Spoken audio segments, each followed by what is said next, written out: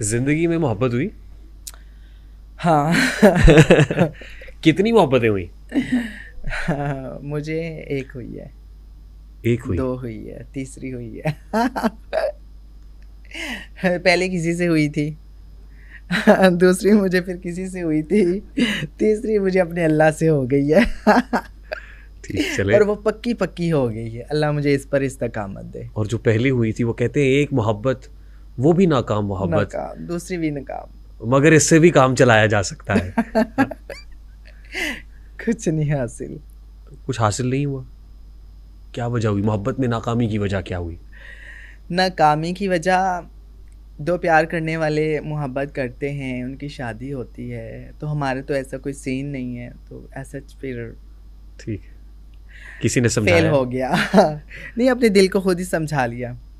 पहले तो वो अनजाने में कहते हैं ना, बचपन में अनजाने में हुई, फिर बाद में आके हुई। लेकिन वो फिर उस टाइम पहले वाली तो ऐसे लगता था कि हाय, मैं जैसे सबको होता है कि मैं रह नहीं सकती और मैं मर जाऊंगी, ये वो ऐसा। लेकिन वो मैं फिर उसके बाद निकल आई वहाँ से, और फिर बाद में फील्ड में आके हुई।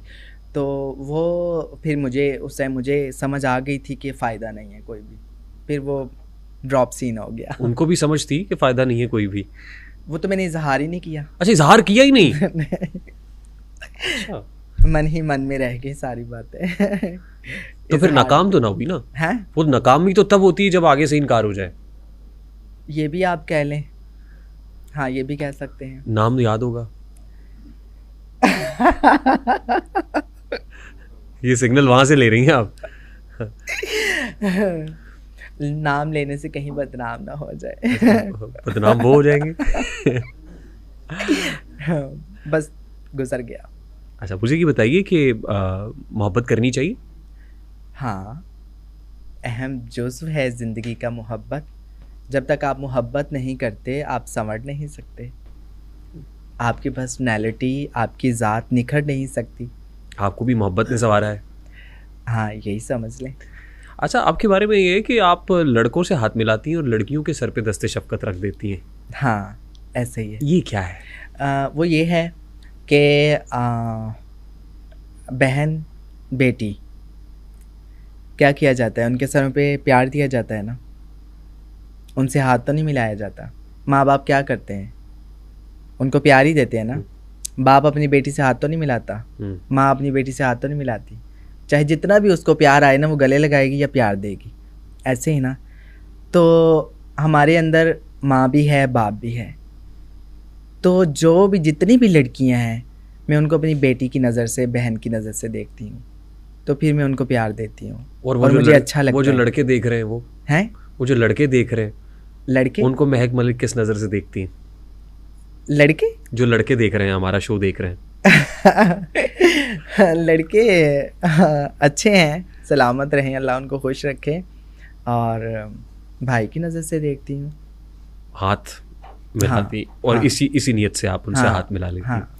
अच्छा, मैं अब उस पार्ट की तरफ बढ़ रहा हूँ जो थोड़ा कंट्रोवर्शियल हो गया। आपका एक इंटरव्यू चला, सुहेल बड़ाइच साहब ने किया, और वो जो वीडियो थी उसका जो थंबनेल था वो था काशान राजपूत से महक मलिक तक का सफ़र। आप काशान राजपूत कब थी? कभी भी नहीं। वो उन्होंने जैसे सुनी सुनाई इन्फॉर्मेशन पे जैसे वो जाकर लगा दिया। उन्होंने मुझसे पूछा भी ये कि काशान राजपूत से महक मलिक तक का सफ़र कैसा रहा। तो मैंने उनको बताया कि मैंने उस टाइम भी मेरा यही जवाब था कि मैं काशान राजपूत नहीं हूँ। मैं महक मलिक हूँ, और ये आप ना लगाइएगा, ना ही मेरा नाम है काशान राजपूत। ये ऐसे किसी यूट्यूबर्स ने वीडियो बना के लगा दी। नहीं, मेरे दिल में ये ख्याल आया कि कहीं ये वो नाम तो नहीं है जो आप बताना नहीं चाह रही थी? नहीं, जो नहीं, जिस नाम के साथ आप रोज़े महशर उठना चाहती? नहीं, ये वो नाम नहीं है। ये लोगों का दिया हुआ नाम है, लेकिन मेरा नहीं है। ना मैं राजपूत हूँ, ना मैं काशान हूँ, मैं मलिक हूँ। और आईडी कार्ड पे भी मलिक है, और वालिद के आईडी कार्ड पे भी मलिक है, वालदा के आईडी कार्ड पे भी मलिक ही है। उस पे होता है वैसे वालदा के कास्ट। हाँ, उसके ऊपर भी कास्ट लिखी जा सकती होता है। हाँ, लिखा जा सकता है। अच्छा, वैसे हाँ मलिक हूँ। आजकल वो रोले बड़े डले हुए हैं ना बट्टी और बाटर ये और सारे। उस पे कोई कमेंट करना चाहेगी वैसे? उस शादी में आपको नहीं बुलाया गया था? नहीं, वो रजब भट्ट की शादी की बात कोई आना जाना तो नहीं है ना। ठीक है, आना जाना होता, जान पहचान होती तो चली जाती, तो फिर तो जाती है ना। वो भट्ट इनवाइट करते तो फिर भी तब जाती। हाँ, जाहिर है इनविटेशन तो बहुत। वो कहते हैं ना, गमों में तो आप बिन बुलाए भी जा सकते हैं, खुशियों में जब तक ना जाएं जब तक आपको बुलाए नहीं।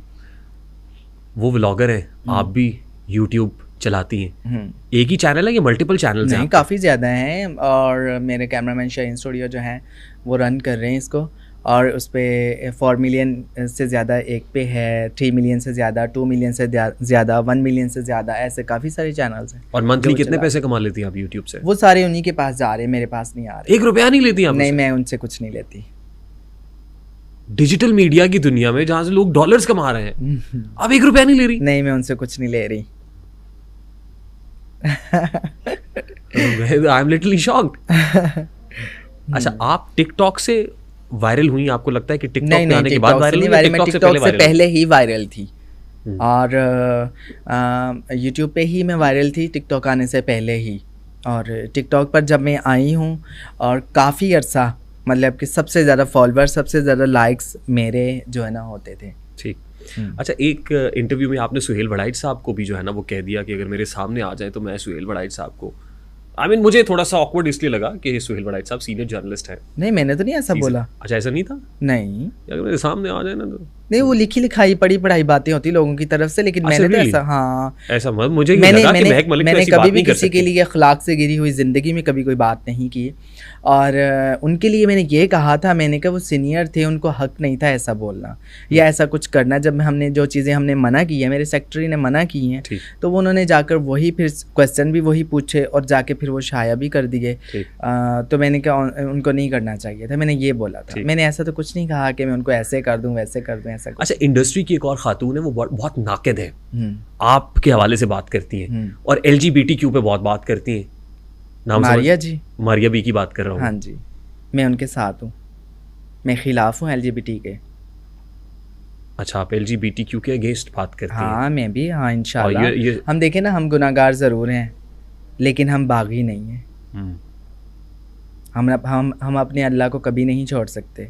हम अपने अल्लाह के कानून की कभी भी हुक्म अदुली नहीं कर सकते, हम उसको जुटला नहीं सकते। हम गुनाहगार हैं लेकिन बागी नहीं हैं।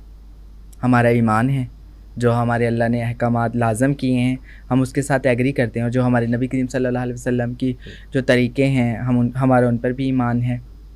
अच्छा, माशाल्लाह, यू सो रिलीजियस ना, रिलीजियस बात करती हैं आप, और हर एक में आप जो है ना रिलीजियस जो कॉन्टेक्स्ट है वो दे रही हैं। मौलाना तारिक जमील साहब आपकी ज़िंदगी में आए तो ज़िंदगी कैसे बदल गई?